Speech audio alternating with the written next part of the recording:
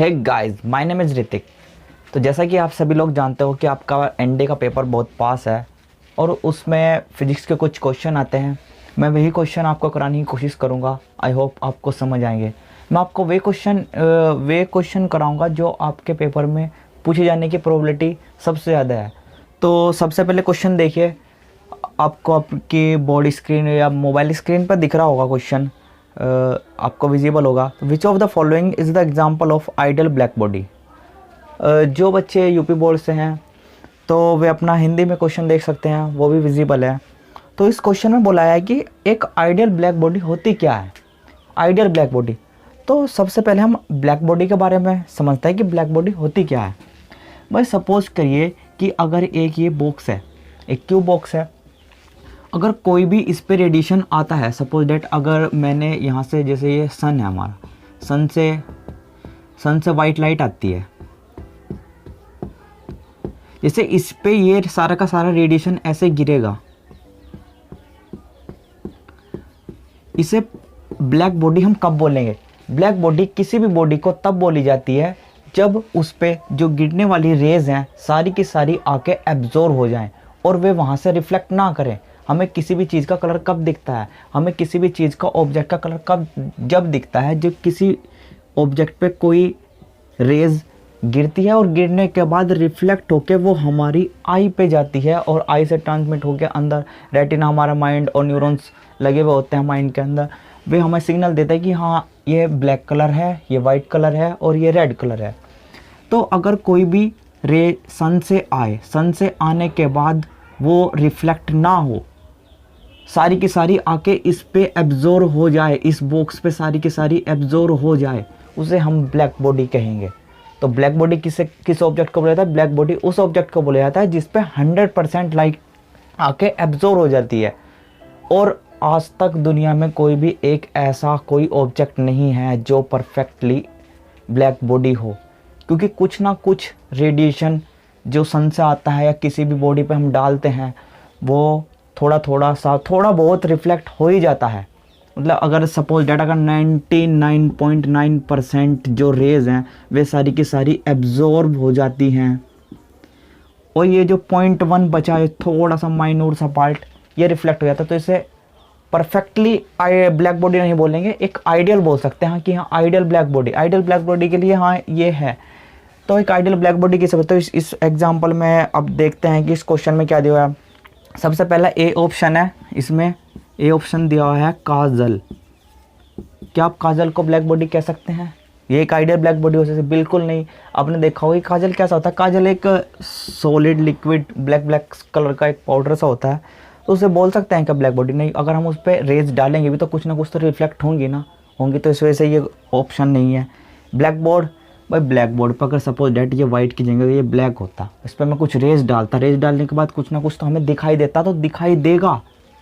तो ये मतलब इस पे से भी कुछ रेज रिफ्लेक्ट हो जाएंगी, तो रिफ्लेक्ट हो जाएंगी तो ये ब्लैक बोर्ड एक ब्लैक बॉडी नहीं होगा। सेकंड सी ऑप्शन देखते हैं, बी तो ब्लैक बोर्ड हमारा नहीं हुआ, ब्लैक बोर्ड ये भी नहीं हुआ, ये भी नहीं हुआ। सी ऑप्शन दिया हुआ है a pin hole box. A pin hole box, yes this is right answer, pin hole box. कैसे, मैं बताता हूँ आपको। सपोज करिए कि आपके पास एक ये बॉक्स है, अरे बॉक्स देखे होंगे आपने, अरे शू बॉक्स ले लो, एक बॉक्स ले लो, बॉक्स के अंदर आप एक इतना माइनोर सा बिल्कुल एक माइक्रोमीटर का बिल्कुल एक ऐसा एक होल करिए। इसे होल करने के बाद इसे बाहर से देखिए, आपको क्या दिखाई देगा? इस बॉक्स के अंदर को सारा का सारा ब्लैक दिखाई देगा। यानी कि जो रेडिएशन इस पे, सपोज डेट अगर मैं इस पे रेडिएशन यहाँ से डालता हूँ ऐसे, भाई अगर कोई जो सपोज डेट करेगी ये रेज है कोई भी लाइट की, ये रेज इस पे डलेगी, यहाँ डलेगी, यहाँ डलेगी, यहाँ डलेगी, यहाँ डलेगी, यहाँ डलेगी, कहीं जाएगी नहीं क्योंकि यहाँ से चारों तरफ से बंद है। लेकिन इस होल से जो रेज जाएगी वो अंदर जाएगी, रिफ्लेक्ट होगी, इधर जाएगी, रिफ्लेक्ट होगी, इधर जाएगी, फिर रिफ्लेक्ट होगी, फिर अंदर जाएगी, फिर रिफ्लेक्ट होगी, फिर तो वो रेज अंदर की अंदर ही घूमती रहेगी, वो बाहर कभी आएगी नहीं। तो यहाँ पे रेज के बाहर आने की प्रोबेबिलिटी बहुत कम है। तो इस वजह से हम इसे एक आइडियल बॉडी, एक आइडियल ब्लैक बॉडी ये बन सकता है। तो इसलिए इसका option C is right. Next question करते हैं। आपको अपनी मोबाइल स्क्रीन पर देखिए आप अपनी, the frequency which is not audible to the human ear is. मतलब वो फ्रीक्वेंसी बताइए जो ह्यूमन ईयर के लिए ऑडिबल ना हो, मतलब ह्यूमन ना सुन सके। ह्यूमन कौन सी, मतलब जो एक मानव है, एक इंसान है, वो कितनी फ्रीक्वेंसी की रेंज तक सुन सकता है, वो कम से कम और वो ज़्यादा से ज़्यादा, तो वो फ्रीक्वेंसी रेंज क्या होगी। तो इस क्वेश्चन में हमें पूछा गया कि कौन सी नहीं है, तो हमें इसमें ऑप्शन में बताना है। तो इसका फर्स्ट ऑप्शन दिया हुआ है 50 हर्ट्ज़ फ्रीक्वेंसी, बी दिया है 500 हर्ट्ज़, सी ऑप्शन दिया है 5000 हर्ट्ज़ और डी ऑप्शन दिया है 50,000 हर्ट्ज़। तो देखिए, इस क्वेश्चन को करने से पहले मैं आपको एक चीज़ बताता हूँ। वो फ्रीक्वेंसी की रेंज 20 हर्ट्ज़ से लेके 20,000 हर्ट्ज़, बस यही वो फ्रीक्वेंसी रेंज है जो ह्यूमन ईयर सुन सकता है। इसके बाद की फ्रीक्वेंसी जो 20 से पहले आएंगे 18, 17 नहीं सुन सकता। 20,000 से जो ज़्यादा फ्रीक्वेंसी आएंगी वो ह्यूमन ईयर के, जो ह्यूमन ईयर है मतलब हमारे इंसानों के जो कान हैं वो नहीं सुन पाएंगे इस फ्रीक्वेंसी रेंज को। तो फ्रीक्वेंसी रेंज सिर्फ 20 से लेकर 20,000 के बीच में। आप इसको मेमोरी बेस्ड के लिए याद रखिए, अपनी मेमोरी बेस्ड में से याद रखिए। आपको ये पता होना चाहिए कि ह्यूमन ईयर के लिए कितनी फ्रीक्वेंसी रेंज बनी हुई है। तो 20 से लेकर 20। अब इस ऑप्शन में क्या दिया है, 50 हर्ट्ज़ ऑप्शन नहीं हो सकता, 500 हर्ट्ज़ नहीं है, ये भी नहीं हो सकता। तो 50,000 हर्ट्ज़, 50,000 हर्ट्ज़, हाँ ये ऑप्शन है। तो हमारे से क्वेश्चन में पूछा गया था frequency which is not Audible, मतलब जो इंसान नहीं सुन सकता।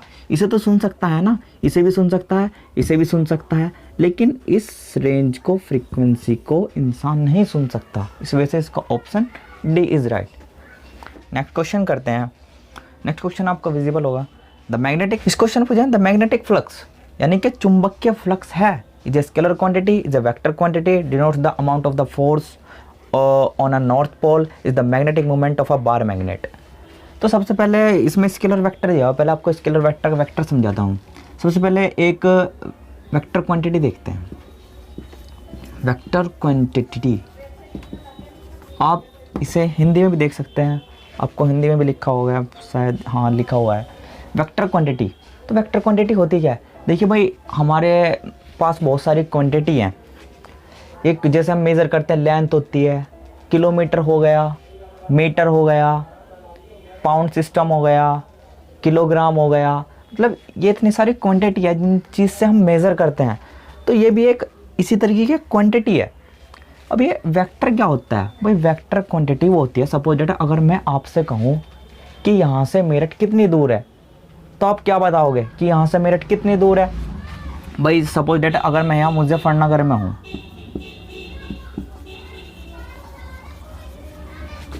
मैं आपसे इसका डिस्टेंस पूछूं कि मुजफ्फरनगर से मेरठ कितनी दूर है, यानी इनके बीच में डिस्टेंस कितना है।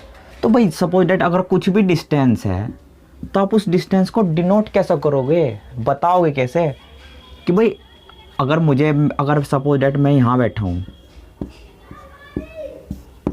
भाई मैं यहाँ हूँ और मैं कहता हूँ कि मुजफ्फरनगर से मेरठ 20 किलोमीटर दूर है। एक मान लो कि वहाँ पे 20 किलोमीटर दूर है, मैंने कहा कि मुजफ्फरनगर से मेरठ 20 किलोमीटर दूर है, तो मैंने बताया 20 किलोमीटर, लेकिन 20 किलोमीटर है कहाँ वो, भाई इस डायरेक्शन में है, इस डायरेक्शन में है, इस डायरेक्शन में है, इस डायरेक्शन में है, या इस डायरेक्शन में है।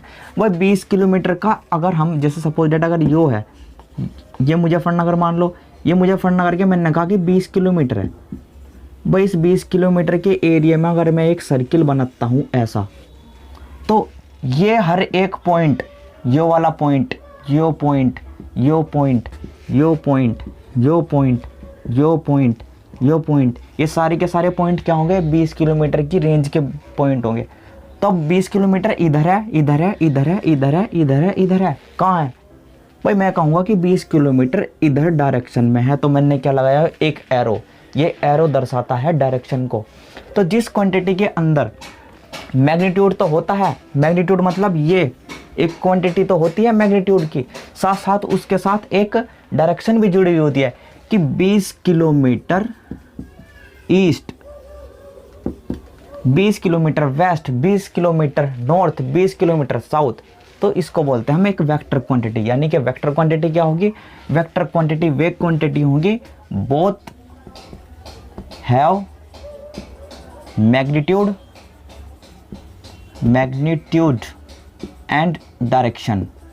मतलब एक ऐसी क्वांटिटी जिन क्वांटिटी के पास मैग्नीट्यूड तो हो, साथ में डायरेक्शन भी हो। जैसे मैं बोलता हूँ वेलोसिटी। वेलोसिटी क्या है? एक वेक्टर क्वांटिटी, क्योंकि मैंने कहा मीटर पर सेकंड, यानी कि वेलोसिटी भाई 5 मीटर पर सेकंड। मैं 5 मीटर पर सेकंड की रफ्तार से चल रहा हूँ, तो मैं किधर चल रहा हूँ? यानी कि ईस्ट में चल रहा हूँ, वेस्ट में चल रहा हूँ, नॉर्थ में चल रहा हूँ, मैं किसी में भी कह सकता हूँ। तो वेलोसिटी एक वेक्टर क्वांटिटी हो गई। ऐसी ऐसी बहुत सारी फोर्स जिसका फॉर्मूला था मास इनटू एक्सेलरेशन। तो ये force is equal to mass into acceleration, ये भी एक वेक्टर क्वांटिटी क्यों है?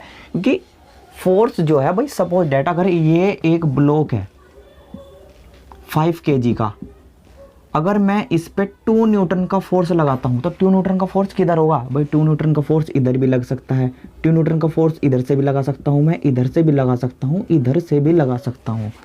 तो मुझे पहले बताना पड़ेगा इसके लिए, लगाने के लिए, कि मैं फोर्स किधर लगा रहा हूँ। तो 2 न्यूटन का फोर्स मैंने इधर की साइड से लगाया, तो इधर एरो दिखाया, तो ये डायरेक्शन बताई। तो जिस क्वांटिटी के अंदर डायरेक्शन भी होती है, साथ साथ मैग्नीट्यूड होता है, उसे बोलते हैं वेक्टर क्वांटिटी। सपोज डेट कि मुझे 5 किलो आलू चाहिए, केजी यानी कि किलोग्राम, स्केलर वेक्टर बताओ। ये एक स्केलर क्वांटिटी है, क्योंकि मैं ये थोड़ी ना कहूँगा कि 5 किलो आलू मुझे ईस्ट में चाहिए, नॉर्थ में चाहिए, साउथ में चाहिए। भाई ये एक स्केलर क्वांटिटी है, तो इसको नहीं बता सकते हम। मतलब ये एक स्केलर क्वांटिटी है, वेक्टर क्वांटिटी नहीं है। तो भाई 5 किलो केजी, भाई सीधा कहेंगे ना 500 ग्राम आलू दे, 1 किलो आलू दे, 2 किलो आलू दे। ये थोड़ी कहेंगे कि 5 किलो आलू मुझे उस वाली डायरेक्शन में चाहिए। तो ये थोड़ी कहेंगे। तो ये तो आई होप आपको सब कुछ समझ में आया कि एक वेक्टर और स्केलर क्वांटिटी क्या होती है। तो इस क्वेश्चन में देख लेते हैं कि इस क्वेश्चन में पूछा गया था आपसे मैग्नेटिक फ्लक्स।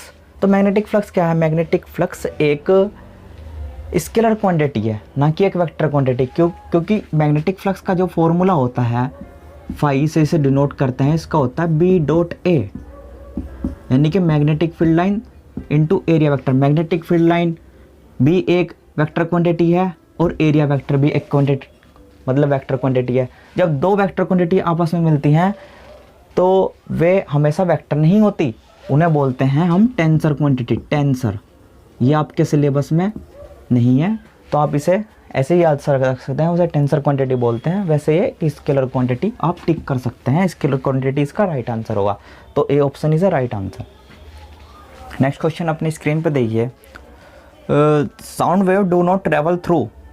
क्वेश्चन में पूछा गया है कि साउंड वेव किस में ट्रैवल नहीं कर सकती, मतलब वे किस चीज़ में नहीं चल सकती, किस चीज़ में ट्रैवल नहीं कर सकती। हिंदी में पढ़ देता हूँ। ध्वनि तरंगे निम्न में से किस में से नहीं गुजरती हैं। यानी कि जो साउंड होती है, साउंड वेव होती है, वो किस ऑब्जेक्ट में को नहीं निकलती। तो सबसे पहले दिया है solid, liquid, gases and vacuum. भाई देखिए साउंड वेव होती क्या है। साउंड वेव भाई जैसे मैं कुछ भी चीज़ बोलता हूँ तो मैं बोल रहा हूँ कैसे। सपोज डैट भाई अगर ये मेरा माउथ है, तो माउथ कैसे बना है, चलो जैसे भी बन गया। सपोज डैट ये माउथ है, मान लो कि माउथ है, सपोज डैट माउथ, मेरी ड्राइंग भी अच्छी नहीं है, ये माउथ है, मैंने मान लिया कि माउथ है। जैसे ही मैं यहाँ से बोलना स्टार्ट करता हूँ तो यहाँ पे चारों तरफ क्या है, एयर के मॉलिक्यूल है, एयर के मॉलिक्यूल है। एयर में क्या है, ऑक्सीजन है, नाइट्रोजन है और प्लस अदर गैसेज है, पता होगा आपको। तो मैं क्या कर रहा हूँ, बोल के क्या कर रहा हूँ, बोल के मैं इनको एक पुश दे रहा हूँ, यानी कि धक्का दे रहा हूँ यानी कि मैं इन्हें वाइब्रेट कर रहा हूँ। मतलब सपोज डेट अगर एक एयर का मॉलिक्यूल यहाँ है, एक यहाँ, एक यहाँ, एक यहाँ, मैंने अपनी आवाज़ से साउंड प्रोड्यूस की, मतलब अपने माउथ से साउंड प्रोड्यूस की। साउंड प्रोड्यूस करने के बाद क्या होगा, ये पहले इस पर टकराएगा, ये इस पे, ये इस पे, ये इस पे, इस पे, मतलब टकरा के क्या हो रहा है कि यहाँ से एक डिस्टर्बेंस चल रहा है, मतलब वाइब्रेशन हो रहे हैं, ये वाइब्रेशन हो रहे हैं यहाँ पे। तो यानी कि एयर के मॉलिक्यूल को प्रेस करते हैं हमारे माउथ के जो, मतलब हम यहाँ से साउंड को डिस्टर्ब करते हैं, तो हम क्या कर रहे हैं, साउंड को डिस्टर्ब कर रहे हैं। जो चारों तरफ के जितने भी एयर मॉलिक्यूल हैं उन्हें डिस्टर्ब कर रहे हैं। तो डिस्टर्ब करके थोड़े आगे चलते हैं तो उनके अंदर एक वाइब्रेशन पैदा हो रही है। उस वाइब्रेशन के कारण हमें कोई भी, मतलब ये साउंड प्रोड्यूस होती है। अगर सपोज डेट मैं ये चीज़ है यहाँ से हटा दूँ, ऑक्सीजन ना हो वहाँ पे, नाइट्रोजन ना हो वहाँ पे, अदर गैसेज ना हो वहाँ पे, तो क्या साउंड वेव ट्रेवल कर पाएगी? नहीं कर पाएगी। यही इस क्वेश्चन में पूछा गया है, आपसे यही क्वेश्चन पूछना चाह रहा है कि साउंड वेव किस चीज़ में ट्रेवल नहीं कर सकती। तो साउंड वेव वैक्यूम के अंदर ट्रेवल नहीं कर सकती। पहला ऑप्शन दिया हुआ है आपका सॉलिड। भाई अगर मैं यहाँ से इस रूम से बोल रहा हूँ तो क्या दूसरे रूम में आवाज़ नहीं जा रही होगी? मतलब बाहर आवाज़ नहीं जा रही, मेरी जा रही होगी, लेकिन साउंड की जो एम्पलीट्यूड होता है, एम्पलीट्यूड वो कम होगा, मतलब उसकी आवाज़ कम होगी। सपोज डेट अगर यहाँ पे, भाई अगर यहाँ पे 20 आवाज़ जा रही थी, यहाँ मेरे अंदर 20 है, तो बाहर जाके 5 निकलेगी बच ज़्यादा, तो मतलब जाएगी ज़रूर, ऐसा नहीं है कि ट्रैवल नहीं करेगी। तो सॉलिड, भाई अगर सॉलिड कोई बॉक्स है या कोई भी चीज़ है, जैसे रूम को सॉलिड मान लूँ मैं, तो क्या उसके अंदर जाएगी आवाज़? जाएगी, 100% जाएगी, साउंड वेव ट्रैवल करेगी। सॉलिड के अंदर साउंड वेव ट्रैवल करती है। दूसरा बी ऑप्शन लिक्विड। भाई लिक्विड के अंदर, पानी के अंदर घुस के देखना, एक बाल्टी भरना, बाल्टी के अंदर जाना, या एक काम करना, अरे कहीं पे, मतलब कहीं भी एक 12 ट्यूबवेल होती हैं उनके अंदर जाना, उनके अंदर जाने के बाद पूरा अंदर तक डूब जाना, डूब के बाद में बोल के देखना बाहर आवाज़ आती है कि नहीं आती है, आवाज़ आएगी। तो इसके अंदर भी ट्रैवल कर सकती है, लिक्विड के अंदर भी ट्रैवल, जब सॉलिड के अंदर ट्रैवल कर सकती है तो लिक्विड के अंदर भी ट्रैवल कर सकते हैं, ईजिली बात है। गैसेस के अंदर तो करती ही है। वही एयर के मॉलिक्यूल क्या है, गैसेस तो है, गैसेस के अंदर साउंड ट्रांसफ़र होती नहीं है, आप सुनते हो, मैं भी सुनता हूँ सब, तो गैसेस के अंदर भी ईजिली तरीके से प्रोड्यूस होती है, मतलब सुनाई देती है। डी ऑप्शन क्या है, वैक्यूम। भाई वैक्यूम कैसी जगह होती है, वैक्यूम के अंदर ट्रैवल नहीं कर सकती, इस वजह से आपका आंसर डी होगा। अब बताता हूँ वैक्यूम होती क्या है। वैक्यूम आपने देखा होगा, भाई जो हमारी अर्थ है ना, सिर्फ अर्थ के जितना भी हमारे एटमॉस्फेयर बेल्ट है ना, ये सिर्फ यहाँ तक ही हमारी ऑक्सीजन या अदर गैसेस मिलती हैं, उसके बाद कुछ नहीं है यूनिवर्स के अंदर। यूनिवर्स बिल्कुल एम्प्टी है, बिल्कुल खाली, वहाँ पे कुछ है ही नहीं। देखो आपको एनिमेशन में भी दिख रहा होगा, आप देखिए एनिमेशन की पिक्चर, आपको एनिमेशन में दिख रहा होगा कि यहाँ पे कुछ है ही नहीं। अर्थ के बाहर बिल्कुल सब, मतलब शांत है, कुछ नहीं है, बिल्कुल वैक्यूम है। वहाँ पे साउंड वेव अगर हमने यहाँ से कुछ बोला ना, तो वो यूनिवर्स में सुनाई तक नहीं देगा, अगर वो साउंड वेव है तो। अगर हमने साउंड वेव को कन्वर्ट कर दिया इलेक्ट्रोमैग्नेटिक वेव में, वो दूसरी वेव है, उसको भी मैं बताऊंगा किसी दिन, अगर उसमें कन्वर्ट कर दिया तो हाँ, तब वो सुनाई देगी यूनिवर्स के अंदर। लेकिन यूनिवर्स के अंदर हम ऐसे साउंड वेव को ट्रैवल नहीं कर सकते, क्योंकि वहाँ पे वैक्यूम होता है। वैक्यूम एक ऐसी जगह होती है, सपोज डेट अगर ये आपके पास एक ट्यूब है,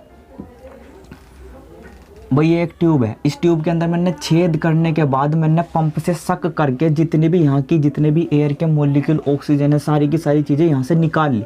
निकालने के बाद इसे बंद कर दिया, यहाँ बिल्कुल खाली है, कुछ नहीं है, एयर भी नहीं है, तो इस चीज़ को बोलेंगे वैक्यूम। और वैक्यूम के अंदर साउंड वेव ट्रैवल नहीं कर सकती। D is right. तो चलिए तो गाइज इसे नोट कीजिए। क्वेश्चन देखते हैं। नेक्स्ट क्वेश्चन आप अपनी स्क्रीन पर देखिए। The rise of a liquid in a capillary tube does not depend upon. आप इसे हिंदी में पढ़ सकते हैं, हिंदी में लिखा हुआ है। तो इसमें कहा गया है कि जो कैपिलरी ट्यूब होती है, जो लिक्विड उसमें राइज होता है, बना लेते हैं कैपिलरी ट्यूब। भाई मैंने ये यहाँ पे लिक्विड भर दिया, ये होगा वाटर, H2O लिखता हूँ, केमिस्ट्री भी याद होगी आपको। मैंने एक कैपिलरी ट्यूब इसमें ऐसे लगाई,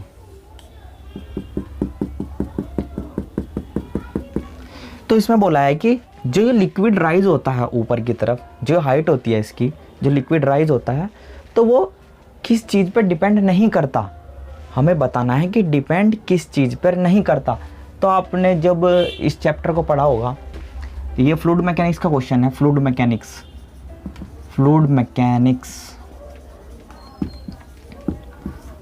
जब आपने फ्लूइड मैकेनिक्स को पढ़ा होगा तो आपने उसमें एक फॉर्मूला पढ़ा होगा हाइट का, कैपिटल ट्यूब में h बराबर 2t cos theta upon r रो जी। आपने क्वेश्चन पढ़ा होगा। अब इस सिंपली क्वेश्चन में देख लीजिए किस चीज़ पर डिपेंड नहीं है भाई। एंगल ऑफ कॉन्टैक्ट क्वेश्चन दिया हुआ है, पहला मतलब ए ऑप्शन दिया हुआ है आपको, ए ऑप्शन दिया हुआ है angle of contact, cos theta is angle of contact, यानी कि डिपेंड कर रहा है। ऑप्शन नहीं होगा, मतलब ये तो नहीं है। B option density of the liquid, density of liquid. दोस्तों माफ़ करना अगर राइटिंग थोड़ी सी ख़राब आ रही हो। डेंसिटी ऑफ लिक्विड, ये रहा rho is the density of the liquid. यहाँ पे ये डेंसिटी ऑफ द लिक्विड, ये डेंसिटी है। जी यहाँ पे एक्सेलरेशन ड्यू टू ग्रेविटी है, यानी कि जी की वैल्यू हो। और इसका रेडियस, और ये है सरफेस टेंशन। तो भाई अब किस चीज़ पे डिपेंड नहीं कर रहा है, इसमें आप आसानी से देख लिया। डेंसिटी ऑफ द लिक्विड पे कर रहा है, radius of the capillary tube कर रहा है, एटमॉस्फेरिक प्रेशर। हाँ, इसका डी ऑप्शन राइट होगा। डी ऑप्शन दिया हुआ है एटमॉस्फेरिक प्रेशर। भाई देखिए आपको इसमें कहीं लिखा हुआ दिख रहा है एटमॉस्फेरिक प्रेशर।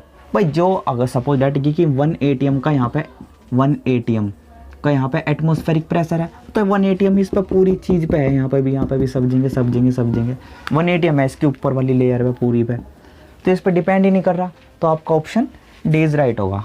तो ऑप्शन डी इज़ राइट। तो दोस्तों कैसा लगा आपको ये सब? अगर आपको ये क्वेश्चन जो मैंने आपको बताए हैं अगर आपको अच्छे लगे हों तो आप मुझे कमेंट बॉक्स में बताइए, मैं आपका रिप्लाई ज़रूर दूंगा। और अगर आप चाहते हो कि आप कैसे क्वेश्चन पर आप कॉन्सेप्ट वीडियो चाहते हो, क्योंकि अब आपका एग्ज़ाम तो बहुत नज़दीक है, आप कॉन्सेप्ट वीडियो चाहते हो तो मैं कॉन्सेप्ट पे वीडियो बना दूँगा। अगर आप ऐसे ही क्वेश्चन के प्रैक्टिस करना चाहते हो कॉन्सेप्ट के थ्रू, तो मैं आपको ऐसे ही कराऊँगा। आई होप पढ़ाई करते रहे। All the very best.